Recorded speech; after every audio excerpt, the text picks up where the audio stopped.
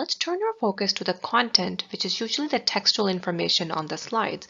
I have devised an acronym, LCM, to explain content-related strategies. So as a facilitator, if you want better retention of the information and participant-centered online session, make sure you follow the principle of less is more, so the information is concise and to the point. You also want to make sure that heavy content is chunked.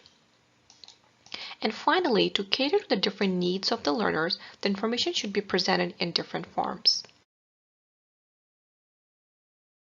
Let's look at the first principle, less is more. In the context of teaching and facilitating, it simply means that when you have less text, you provide ample opportunities for learners to focus on details and learn better. I will show you an example to explain this further. This is a typical slide that you have seen many times. Lots of text, most of which is not even needed. And if you read the paragraph, you'll find only a couple of points that are important and I have underlined them. So really, online learning takes place over the internet, across distance, and it usually does not happen in a traditional classroom. So always try to read and extract the essential points when you are researching and curating information. Now, let's compare this slide with the after slide where I have applied the less is more principle. Here, I have used the smart art to show the information that is absolutely necessary to understand what online learning is. Let's turn our attention to the second principle, chunking. It is simply about breaking down the information into smaller bits so it's easier to understand. Let me show you the application of this principle. This slide has a lot of content, but let's say that all 6 points on this slide are necessary to show. I can use chunking to break these points down. So this slide can be transformed into this. So I can use nice graphics and chunk the points and show them one at a time.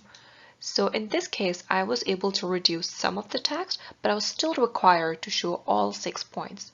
So try summarizing if you can. And if not, chunking is an effective way where you can use PowerPoint animation to break the information down. This is another example of applying the chunking principle to a diagram with text.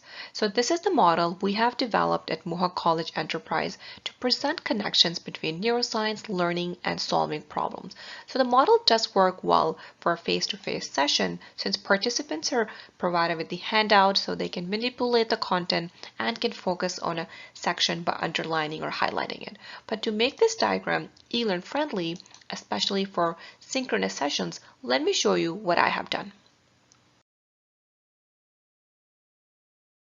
Here, I've used the entrance and the exit animations to each tab to present and then hide the information, and thus retain learners' focus on a specific detail. And once I've explained each concept, I can show the complete model if I want. Lastly, let's talk about the M of the LCM.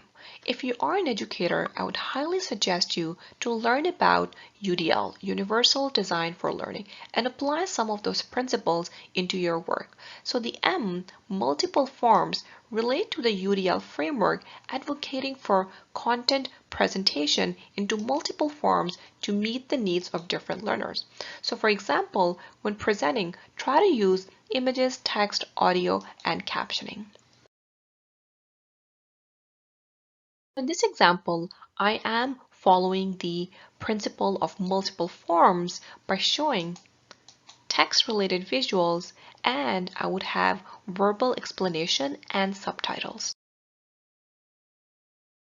Therefore, to increase learners' engagement, make sure to use less text on your slides, chunk content if you cannot summarize, and lastly, present content in multiple forms.